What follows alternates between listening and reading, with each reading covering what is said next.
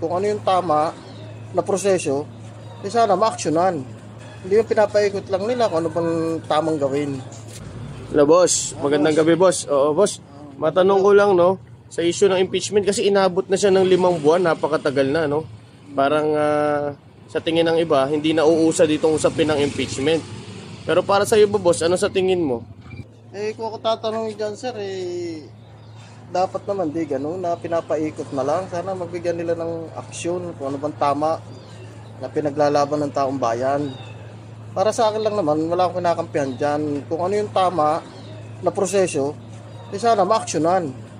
Hindi yung pinapaikot lang nila kung ano bang tamang gawin. Kung kinakampihan niya si Vice President Sara Duterte, sana walang panig. Kumbaga kung ano yung maling ginawa ng isang tao, para sa akin, panagutan.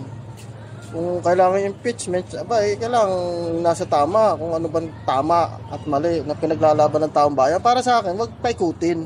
Kung may maling ginawa, panagutan. Panagutin ng may sala. So, dapat ang kampihan ni Senator Chis yung taong bayan?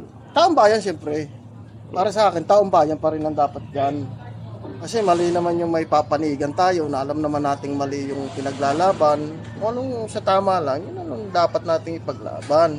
Sana kung anong tamang gawin nyo na may mali mang ginawa isang tao, dapat panagutan. Lalo na sa Senado, kung may kailaw dapat mag-desisyon niya kung ano tama at mali na dapat yung gawin. Kung may maling ginawa isang tao, panagutan. Kung wala talaga, bakit hindi?